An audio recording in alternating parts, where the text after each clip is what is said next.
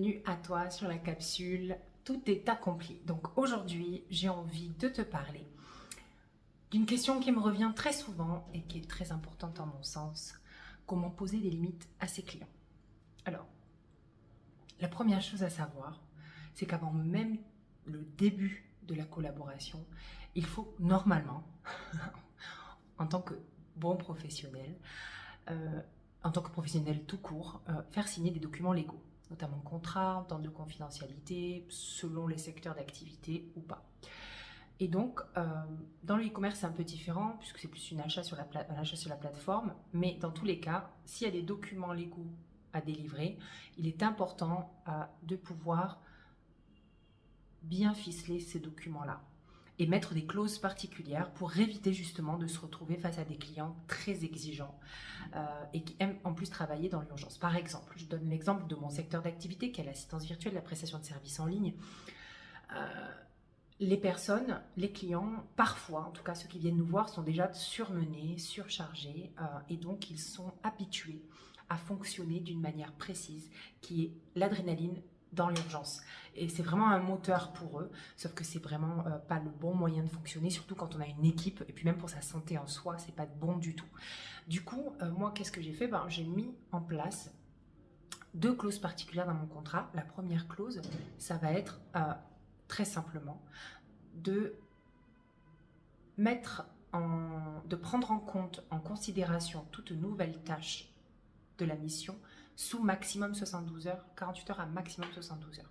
Donc ça permet non seulement à Don et à son équipe de pouvoir intégrer la mission dans son planning déjà bien rempli, de rappeler au client qu'il n'est pas seul et qu'il y a d'autres clients aussi avec d'autres missions et qu'on travaille du coup de manière anticipée, organisée et structurée. Il arrive que parfois, en cas de lancement, en cas d'événementiel, des fois il y a de l'urgence, mais pour éviter que ça devienne un mode de vie et que ça devienne un mode de fonctionnement, que ça devienne un mode de fonctionnement et un mode de vie aussi au sein des deux entreprises, que ce soit Don ou l'entreprise qui travaille avec nous, on a également mis une deuxième clause en place qui est simple. La personne qui prend la décision de demander un livrable en 24 heures, on l'intègre beaucoup plus rapidement, on chamboule notre planning déjà mis en place, mais à ce moment-là, le tarif horaire est majoré. Voilà. Donc, c'est quelque chose qui finalement qui freine un petit peu le client dans sa désorganisation et en tout cas, son fonctionnement en mode urgence constamment. Donc, ça, c'est le premier point.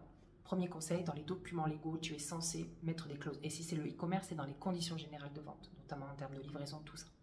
Ensuite, le deuxième conseil que je donne, c'est vraiment ne pas donner l'habitude aux clients de répondre du tac au tac, de répondre très vite, limite on est sur notre téléphone toute la journée et on ne fait que ça répondre. Ça au début, quand tu as 1, 2, 3 clients, ça va, tu es contente, lui aussi il est content le client parce qu'il se dit waouh, service client au top, sauf qu'en réalité, il faut toujours que tu vois loin. Il faut toujours que tu te dises, ok, mais là, en fait, ça va quand j'ai 2-3 clients, mais est-ce que ce mode de fonctionnement-là va aller aussi quand j'en aurai 15, 20, 30, 40, 100, 1000? D'accord? Il faut toujours réfléchir comme ça. Et la vérité, c'est que si tu réponds à tous les messages sur les réseaux sociaux, que tu réponds à tous les messages sur WhatsApp, si tu donnes en fait cette familiarité-là accessible, si tu la donnes, si tu la rends, ça ne marchera pas. D'accord? Et ce sera très chronophage pour toi. Et je peux te le dire, je peux te le garantir, le burn-out, il dort à ta porte et il attend que ça. Donc, il va falloir faire très attention. Pour moi, la clé, c'est de donner finalement les réponses après 24 heures, voilà, maximum 48 heures, mais de montrer que oui, même si la personne a vu que j'ai vu le message, puisque je travaille par WhatsApp en général avec mes clients, je réponds quand je suis disponible. Je suis peut-être en mode deep work sur quelque chose, je ne vais pas m'arrêter pour répondre.